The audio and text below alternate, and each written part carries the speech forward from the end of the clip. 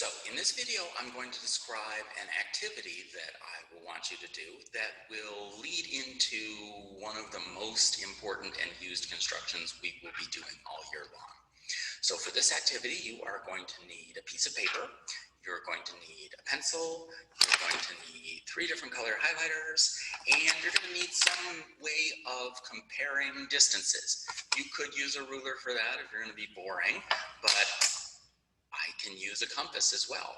We've seen that compasses can be used to see if distances are the same as each other. We can also use it to compare distances.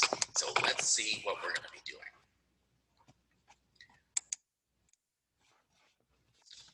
Okay, so I'm only going to be using half sheet of paper here, but you should use the entire sheet. So what I'm going to start off by doing is creating 2 points that are fairly far away from each other. All right, and just for the sake of completeness, I'm going to call them A and B, but you don't have to if you don't want to. And now here's what I want you to do for this exercise. I want you to draw another point somewhere on the page.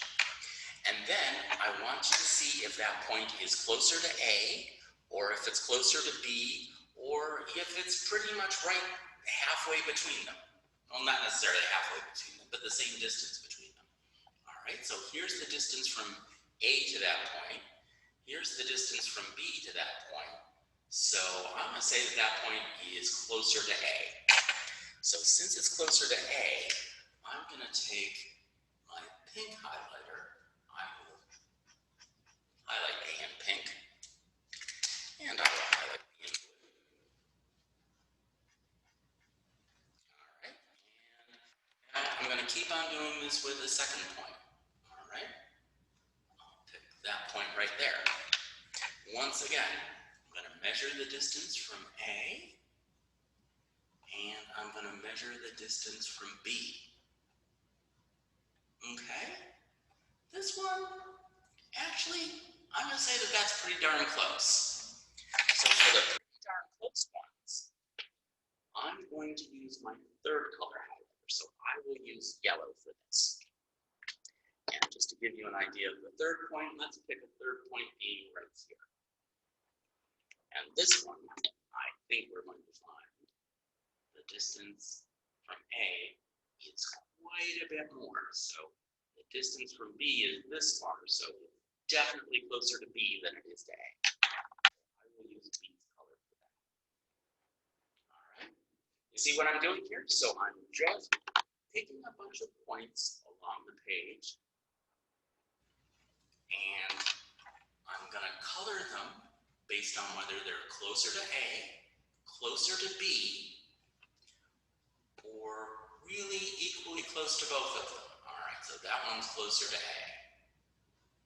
No, wait a second. I got that wrong. This one's closer to B. Okay, so closer to B, so this gets a blue line. And I will pick a point right here. The idea of this exercise is I want you to get enough points here that you can do, that's right on the money. All right, so that's a yellow.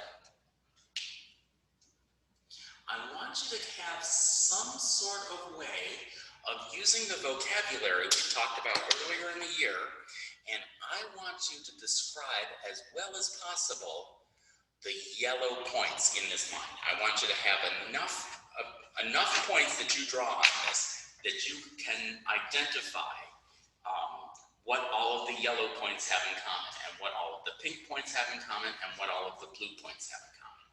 Just to give you a little bit of a clue of how to use effective vocabulary for that, you might want to give yourself a line segment connecting A and B. That might help you to come up with a good way of describing those points. All right?